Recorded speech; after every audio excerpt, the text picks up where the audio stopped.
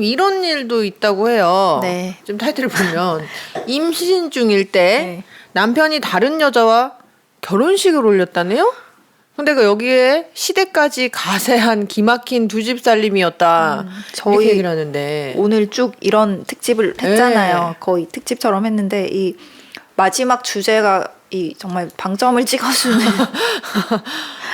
아니 이런 일이 생겨요? 임신 제목만 들었을 때 우리 이게 무슨 말이지 이랬잖아요 처음에. 네. 이 사건 조금 볼까요? 이것도 이제 라디오에 상담이 왔던 사례였던 것 같은데요. 지금 보면은 남편을 만나신 지 6개월 만에 이제 결혼식 하기 전에 임신을 하셨나 봐요. 이 사연자분께서요. 그런데 혼전 임신을 이제 했으니까 결혼하시려고 결혼 얘기도 실제로 오갔고 네. 그래서 이 아내분이 전세 대출 받아갖고 신혼집까지 마련을 했대요. 네네. 근데 이제 여기서부터 문제죠. 남편이 결혼 안 하겠다고 한 거 아니에요. 결혼하겠다고 했는데 자기한테 이제 조금 어찌 보면 좀 급작스럽게 결혼을 하게 된 상황이잖아요. 그래서 자기한테 3천만 원 정도 빚이 있다. 네. 그래서 이제 그거를 좀 벌어야 되니까 집에 좀 자주 못 올 수도 네네. 있겠다. 뭐 이렇게 얘기를 했대요. 근데 실제로 안 왔다고 해요. 일주일에 뭐 한 번? 집에 올까 말까? 네. 그랬대요. 근데 이분 지금 임신하셨잖아요. 네. 그래서 출산 과정도 다 혼자 준비를 하셨대요. 근데 출산을 하고 할 때까지도 집에 잘 안 들어온 거예요. 네네. 일주일에 한 번 올까 말까 했다니까. 그리고는 그 과정에서 출산까지 하셨어요. 이 여자분이. 근데 출산하고 나서 이 말이 너무 기가 막히잖아요. 변호사님. 그쵸. 이 남편 뭐라고 했다고 하죠? 병원에 찾아와가지고. 출산하는 날 병원 와서 아기가 너무 못생겼다 이러면서 가버렸대요. 미친 사람 아니에요? 네. 그리고 이따금씩 이제 다 조리하시고 나왔을 네. 때 이따금씩 이제 시어머니가 와서 너는 화장하고 좀 이렇게 꾸미고 있어야지. 네가 안 꾸미고 있으니까 남편이 자꾸 밖으로 돈다. 막 이런 막말까지 했다고 합니다. 와, 왜 이러지? 자기 아이 낳아서 지금 힘들어가지고 그러고 있는데 시어머니도 마찬가지네요. 그죠? 네. 자기 손주 낳아줘가지고 지금 집에서 몸 조리하고 있는데 찾아와가지고 너가 화장 안 하고 있으니까 남편이 밖으로 걷도는 거다. 지금 이런 얘기 했다는 거 네. 아니에요. 근데 아마 또 거기까지는 남편이 좀 아직 결혼할 철이 없나? 철이 없나? 결혼할 준비가 안 된 사람이었나? 혹은 뭐 시어머니 원래 약간 저렇게 막말하시니까 또 이렇게 생각했을 거예요, 이분은. 네. 근데 결정적으로 이제 남편 핸드폰에서 예. 저장된 번호가 내 사랑이라고 저장된 번호를 발견한 거예요. 뭐야? 그러고 나서 이제 다툼이 시작이 된 거죠. 딴 여자 있다는 소리예요, 그러면? 그렇죠.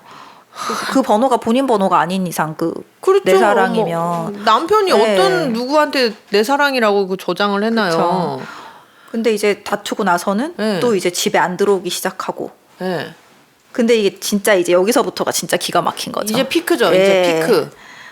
우연히 본론. 응. 그 시댁 식구 신우이 네. SNS를 보니까 그 신우이가 네. 우리 가족이라는 제목으로 사진을 올린 거예요. 그 사진에 근데 누가 있는데요? 사진에 이 아내분이 처음 보는 여자랑 아기가 있었던 거예요. 예?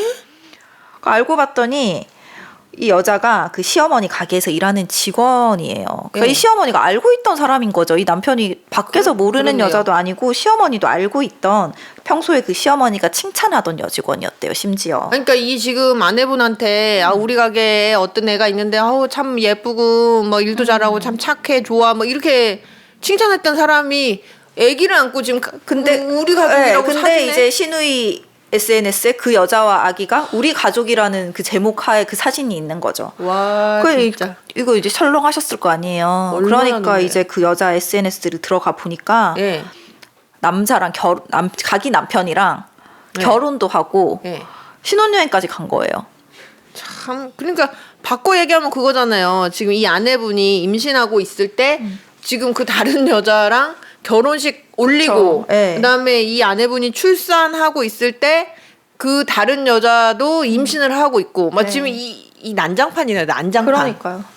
난장판이네요. 무슨 이런 일이 다 있는지. 와 이런 일이 있어요? 그래서 이제 일한다는 핑계로 집에도 안 들어오고 심지어 같은 동네에서 다른 여자랑 그 여자가 같은 동네 살았대요. 그 여자랑 같은 동네에서 다른 여자랑 동거하고 있고 이게 그리고 제일 큰 배신은 이 부분이에요.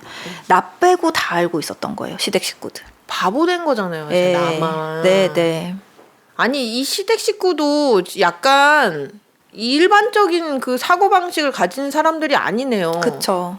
다 알고 있었던 거잖아요. 시댁 식구들도 이 집에서 아기 낳아서 어떤 여자 있고 이 집에서도 아기 낳아서 어떤 여자 있는데 지금 여기에서 결혼식 올리고 어쩌고저쩌고 하면 그럼 이 여자 어떻게 하란 말이에요. 그러니까요. 근데 그거 다 알고 있으면서 아까 그 누구야 시엄마가 찾아와가지고 뭐 너는 뭐 막말을 하고, 이렇게 네. 뭐 못생기게 화장 안 하고 있으니까 남편이 뭐 싫어하는 거다 지금 이따위 말을 했다는 거 아니에요. 그러니까요.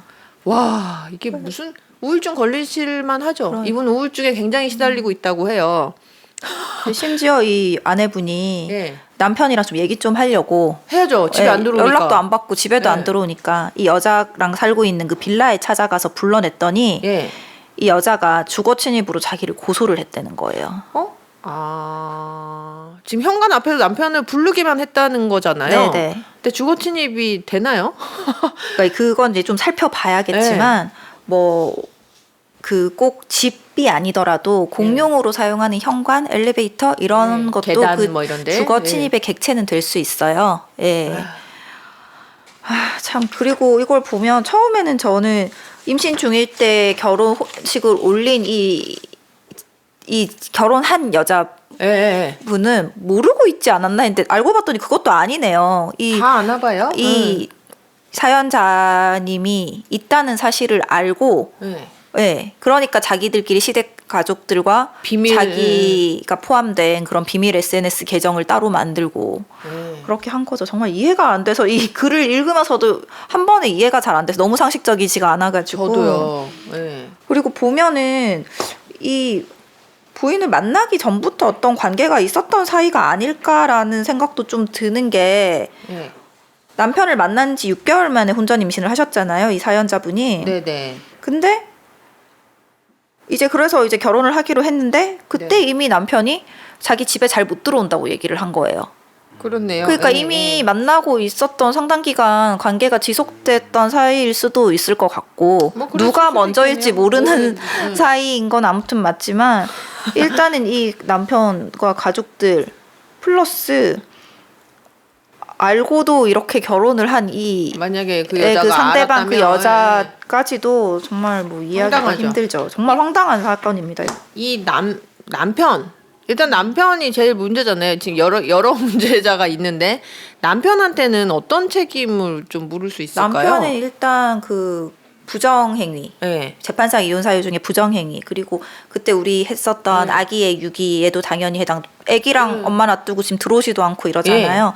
그 다음에 그 배우자의 가족들의 배우자뿐만이 아니라 배우자 가족들에 의한 부당한 행위, 이런 뭐 재판상 이혼 사유는 너무 많고요. 네네. 그리고 이 사건 같은 경우는 굉장히 특이하게 이 시댁 식구들 까지도 다 한통속이 돼서 나를 속였잖아요. 이 시댁 식구 남편한테 이혼 청구와 위자료 청구를 할 수 있는 건 당연하고 이 시댁 식구들도 민법상으로 공동불법 행위자로서 손해배상 청구도 가능할 걸로 보여요.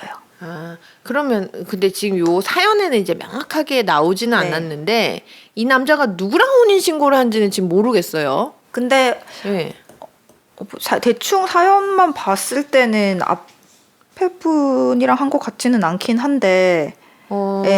그래서 만약에 변호사님 이 지금 사연자분 그 청천벽력처럼 날벼락을 맞으신 이 사연자분이 이제 법률상으로 만약에 어떤 그 혼인관계 상태가 만약에 아니라면 뭐 사실은 뭐 이혼할 거리도 지금 없는 거잖아요.